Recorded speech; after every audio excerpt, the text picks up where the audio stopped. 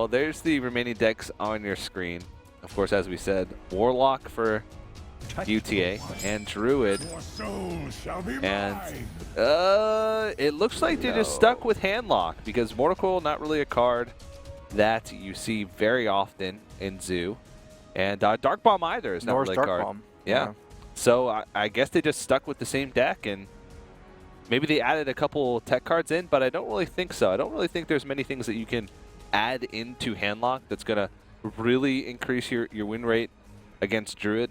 Yeah, I don't see why you wouldn't switch to Zoo at least, because even if you're thinking that the other team won't counter your Handlock because they think you're going to play Zoo, so they don't add in more big game hunters and stuff, they're still going to have that one, like that classic just one big game hunter and two keepers and everything. And yeah, because big game hunter is also good against Zoo to have one. So I don't know. It's like they're taking a good matchup and turning into bad matchup, I guess is basically what it is. But yeah. All right, well, this is a pretty decent curve for Texas A&M. They can Innervate Shade into Coin Shade. Yeah. I wonder how it works against turn 4 Hellfire. Like, because of Innervate Shade and then Coin Shade, can you actually grow them out of Hellfire range? I feel like the answer is yes, at least on the first one. So the second one will be going into turn 3 with 2 health. So it'll be going into turn 4 with 3 health. So yeah, the first one will be out of Hellfire range, but the second one will not be. So that's good enough against Hellfire. They actually decided to just hold it and just hero power on turn 2, not play the second Shade, not overextend onto the board. Yeah, I think it's more about saving the coin at this point, but saving the coin for something. Yeah, I don't know. It's not really saving a coin for anything in particular, but just to have an extra coin. Yeah. They know it's going to die to Hellfire anyway, so there's no point to rush it out except to get that little bit of extra ramp going on, which would be countered by it. +1/+1. Maybe not as good as a coin in the long run. So ball growth, but no big game hunter. Actually, having Shades early against Handlock isn't exactly that good. I think stronger openings are ramp into things like Emperor and Sylvanas, and also minions that pose a high threat every turn that are kind of hard to remove. Yeah. Because ultimately, like, this can happen where it's awkward to have 2 Shades anyways, because you don't really want to unstealth them anyways, and then as they're sitting there, you lose this matchup against Handlock when they take over the mid game. I guess it's kind of like the same as a lot of Handlock matchups, right? Handlock eventually beats you, especially if you rush them down too fast, you die to Moltons. If you rush them down too slow, they have more value than you. But it's really this mid game. It's often dependent on how many keepers and big game hunters you have, how the threats line up, and also just what kind of stuff you can put out early. It's not really conducive to just stealthing your Shades for long periods of time. Like a Darnassus Aspirant into a Shredder would be like maybe a harder opening than 2 Stealth Shades here. But, I mean, A&M has so much burst in their hand. I think this is a telling move. Like, how they played this turn kind of changes the whole game. Like, there's 2, main ways they could do this. Go for the removal on the Mountain Giant somehow and kind of go for a longer game. With this kind of play, it's try to stealth the Shades, stay alive as long as you can, and then just try to burn them out, because there's 2 Force Natures and a Swipe, and then if these Shades just stay stealth for a long time, they can, you're going for the one-shot strategy. Yeah. They're vulnerable to Shadow Flame right now. Do you think it's worth it to use the Shadow Flame on the Mountain Giant to kill 2 stealth Shades? I think next turn it's worth it. One more turn. Yeah. Because if they're going to cash in next turn, then they're going to cash in anyway. Yeah, exactly. It's like, if you just Shadow Flame this turn, I feel like you're not developing enough, and next turn, there's no answer for your Giant.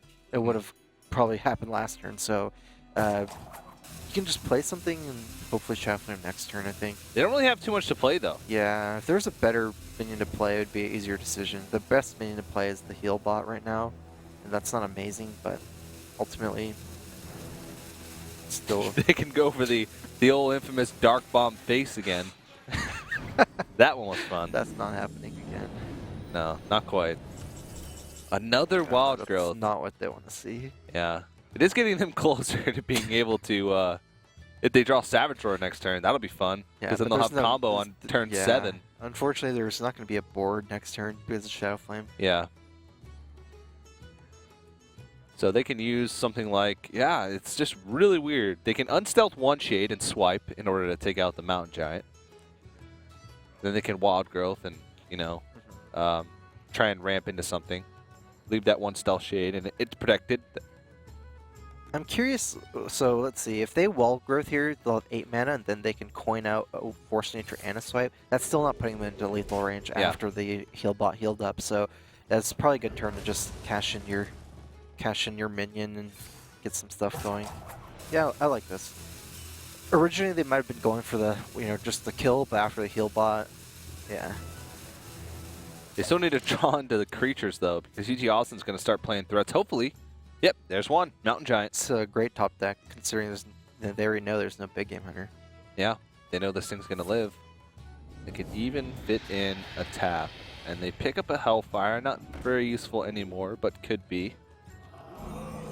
Yeah, eventually, the Hellfire at this point is more about, I guess, burn damage.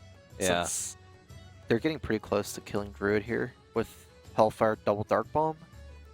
Doomguard is a thing as well. Wow. But you can't play all that in one turn. No. Well, you can play double Dark Bomb Doomguard, which would be the most damage. So. Oh, yeah. And that's 11 damage from hand. Actually.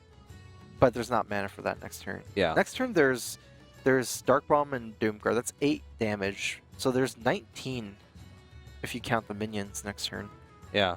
Still not enough. And most likely this anti-heal bot is going to be cleared off by one of these keep. Yeah, it feels weird using a keeper on that because it doesn't trade very well into the Mountain Giant, but that's also like heat that you're taking away from your face. Like if they want With to 2 kill keepers it, also might as well go ahead and use one. Yeah. I mean, Texas A&M has to be kind of grasping at straws this game, so they just want to find a way they can possibly win. And I feel like a way they can possibly win is just keeper the 3/2 and then save the Force Nature Savage Roar for the top deck next turn with the Shade.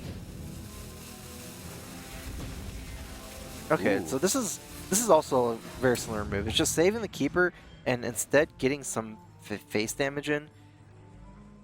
I'm not sure if I like this because the keeper also develops a threat on board. 2/4. You still get that 1 hero power damage. So let's see, your opponent would be at 26.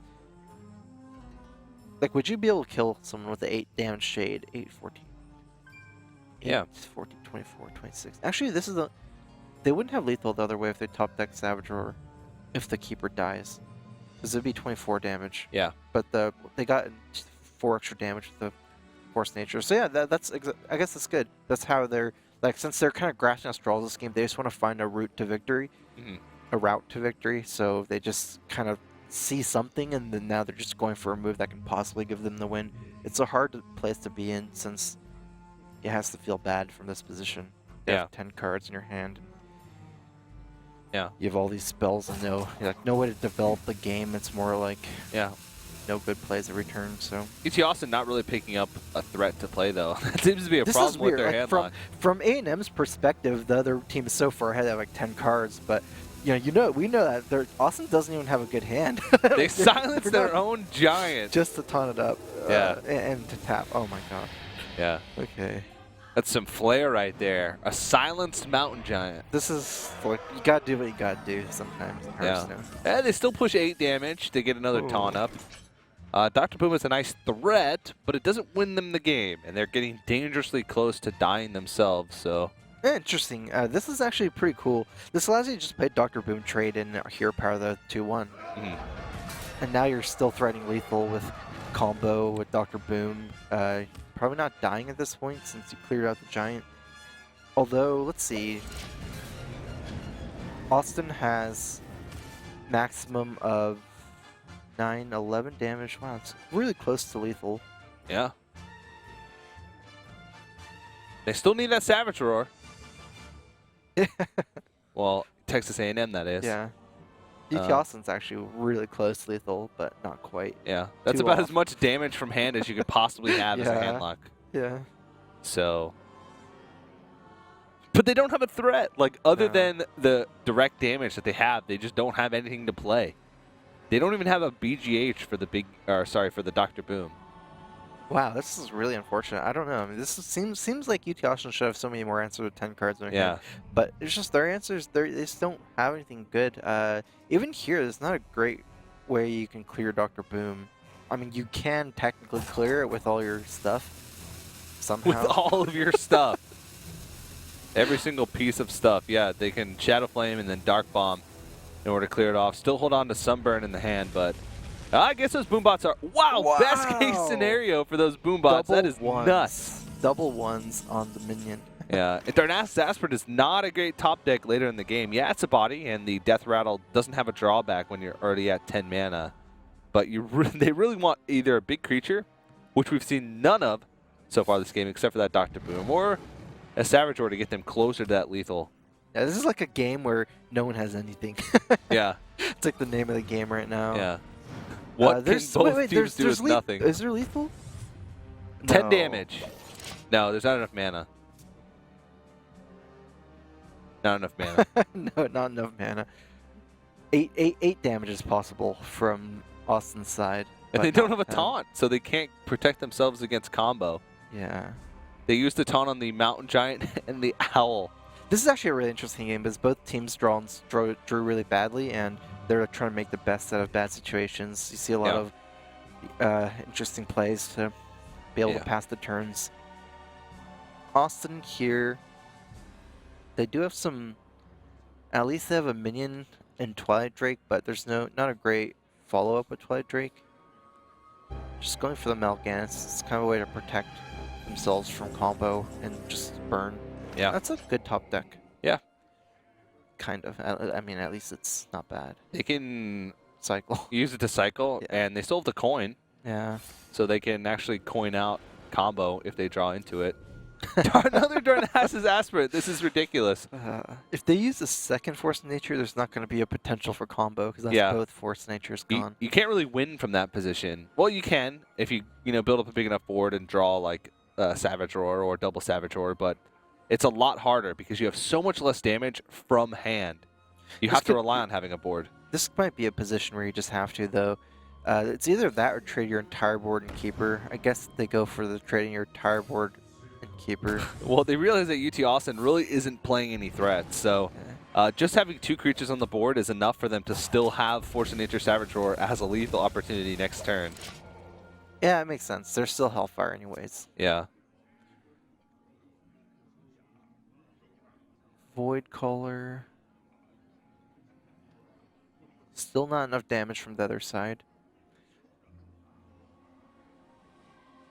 Yeah. I mean, Austin has to be scared of combo here. Yeah, but, I mean, would combo have killed them last turn? Would combo have killed them any turn in the last 3 turns? It would not have killed them through Mal'Ganis last turn. So, yeah, they do have to be worried about it, but, they have to be keeping track of that coin. There's only 2 cards left, and they're keeping track of the coin. They know that the Force of Nature Savage Roar would have to be a top deck. There actually might be no way for them to play around combo here. So you might just see just some kind of YOLO play out some stuff, kill as much as possible, and maybe, I don't know. I mean, it could even be something like Dark Brown Hellfire Molten Giant, if that's a possibility, or else. If they can't play around combo, then maybe just playing double 4-drop might be a better option. Oh, the Doomguard. Oh, so this is a way to play around combo. I didn't even see that. Wow. Yeah. That's pretty funny. Doomguard. And actually, it wouldn't have. Oh no, it would have played around combo because they killed the Darnassus Aspirant, so it went down. They killed double, so they went down to 9 mana. Yeah. So it actually would have still been lethal if the Darnassus Aspirant hadn't bring it down to 9 mana because they could have coined out the hero power for exactly 15 damage. Yeah. So this is a very bizarre game, I'd have to say. It looks like it is going to be coming to an end here pretty quickly, though. But, one team still has to finish the job. It's going to be coming down to the wire one way or another.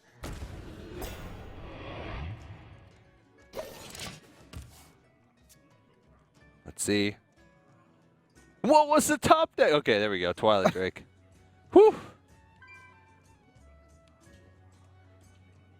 Not an easy way to get through this through the call. No 1 damage. No. You don't want to Hellfire because that just brings you No. closer, and you're not even killing off the Astro Drake. Yeah. And you're also killing off your own Doom Guard. Yeah, exactly. So, I mean, maybe just... does get you closer to Molten Giant. Yeah. Hellfire gets you to 12, then Molten Giant's 2 mana. And then you can play it. That's perfect. Oh, yeah, perfect. Great. Do they have a Sun Fury Protector left? They can tap and Molten Giant, Twilight Drake, Sun Fury. Oh, no, they'd be 1 mana off from being able to do that. They can do the same move. Now you can still technically do the Hellfire. They'd be move. dead to just Force of Nature at that stage. Yeah, but Hellfire still saves your self-damage because you're clearing a 4 and you're dealing 3. That's true. So it's still safer technically Yeah. to play the Hellfire. They die here though, unfortunately. Yeah. All right, they are going to go for it, and Texas A&M is going to hold their breath. Wow. And hope If nothing they comes didn't out. Tap, if they didn't tap, they actually wouldn't have died. Wow. Because they would have been at 12. Yeah. And then So that was the right play. You found it. yeah. All right. Well, Oh, Texas A&M is going to take the victory, 3-2 in this that series. tap. They had Draxus, so if they Yeah. tap and then they were at 1 here after, they could Draxus. Or Yeah. something. Oh my god. And UT Austin's run here for their broadcasted matches on the Collegiate Hearthstone Championship has come to an end. And Texas A&M, they're happy. They start the season off 3-0. They're 1 win away from Congrats. guaranteeing themselves a spot in the playoffs.